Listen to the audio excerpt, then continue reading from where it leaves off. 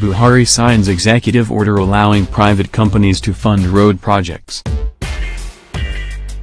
President Muhammadu Buhari has signed the Executive Order 007 of 2019 on the Road Infrastructure Development and Refurbishment Investment Tax Credit Scheme. The order permits private companies and investors to spend their funds on improving infrastructure across the country, and they will recover the cost incurred by paying reduced taxes over a period of time. He signed the executive order on Friday at the council chambers in the State House, Abuja. Also present at the event were Alhaji Aliko Dangote, Governor Nasir El-Rufai of Kaduna State, Governor Yahaya Bello of Kogi State, Governor Abdulaziz Yari of Zamfara State, Governor Ibrahim Dankwambo of Gombe State, Governor Akazik Pizu of Abia State, among others. In his remarks at the event, Buhari said, "Through this scheme, companies that are willing and able to spend their own funds on constructing roads to their factories or farms, will recover their construction costs by paying reduced taxes over a period of time." He also highlighted the various achievements of his administration in terms of infrastructure development, and restated his commitment to ensuring transparency in the process. "It is my pleasure to welcome you to witness the ceremony of signing into law of the Executive Order No. 7 of 2019 on the Road Infrastructure Development and Refurbishment Investment Tax Credit Scheme. This is another opportunity to demonstrate the commitment of this administration to conceive, design, develop and deliver public-private partnerships with notable investors so as to close the road infrastructure gap in the transportation sector.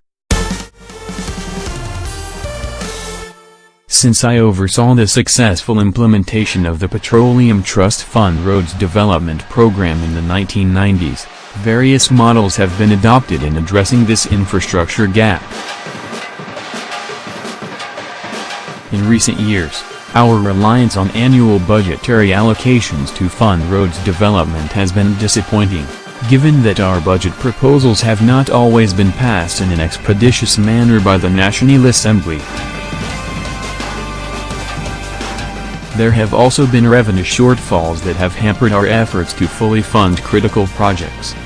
Furthermore, at the inception of this administration, we met a significant backlog of local contractors' debts, which we, as a responsible administration, have undertaken to clear.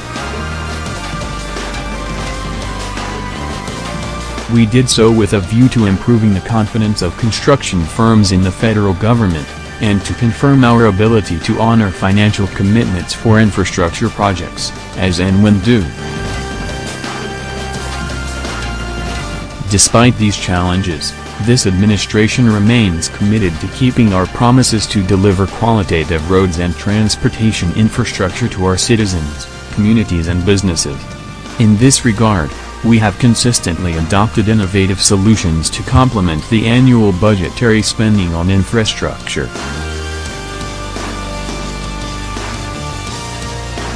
You may recall that on 25 February 2018, I approved the establishment of a Presidential Infrastructure Development Fund, through which the Nigeria Sovereign Investment Authority is investing in critical roads and power projects nationwide such as the Second Niger Bridge, Lagos to Ibadan Expressway, East-West Road, Abuja-Kano Road, and the Mamla Hydroelectric Power Project.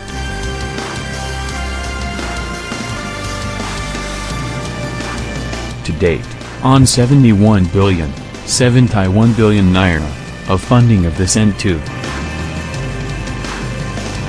5 trillion, 2.5 trillion naira initiative has come from the Nigeria Sovereign Investment Authority, the Nigeria Liquefied Natural Gas Dividend Account, the federal budget, as well as counterpart funds from China Exim, China Development Banks, and other development partners.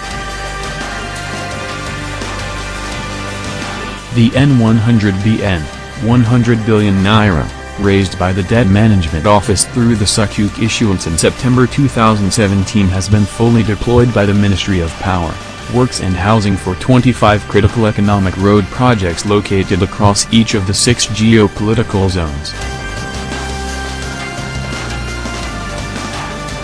Furthermore, in December 2018 we raised an additional N100 BN, 100 billion naira, for funding of another set of 28 road projects also spread across the 6 geopolitical zones. Through these innovative funding mechanisms, we have been able to address the challenges of project funding, cost variation and completion risks that have plagued the development of the nation's critical roads infrastructure assets. Today's event marks another milestone in changing the narrative that has dogged past efforts at developing critical roads infrastructure nationwide. Pursuant to the Road Infrastructure Development and Refurbishment Investment Tax Credit Scheme, 19 eligible road projects are to be undertaken by 6 leading manufacturing and construction firms, located in 11 states, and in each of the 6 geopolitical zones.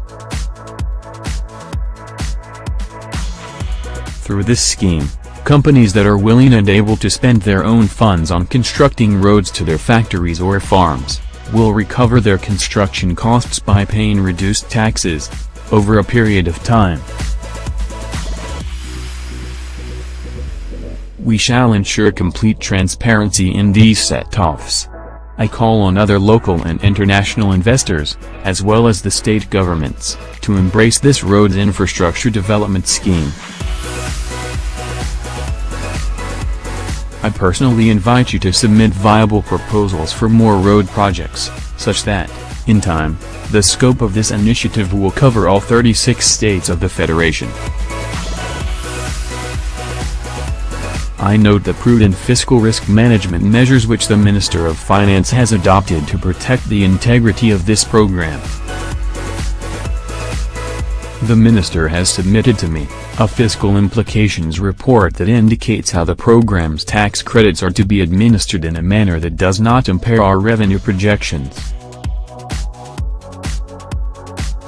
The Minister has also laid out a set of revenue enhancement and other fiscal measures, which are targeted to increase revenues over the medium-term horizon pursuant to the Strategic Revenue Growth Initiatives Program, which she launched here in Abuja, on Wednesday, 23rd of January 2019. I have charged the Minister of Finance to ensure that the Management Committee, which is saddled with the responsibility of implementing this roads infrastructure development scheme, is promptly inaugurated, so as to enable the swift and smooth takeoff of this landmark initiative. I trust that the members of the Management Committee, under the leadership of the Minister of Finance, as well as the Minister of Power, Works and Housing, will discharge their duties in a diligent, responsible and patriotic way. In closing, I wish to express my gratitude to the participating investors for their commitment to working with this administration to develop and deliver critical roads infrastructure in key economic hubs and industrial centers. I also thank the 11 state governors, and their states, for their willingness to participate in the pilot phase of this program.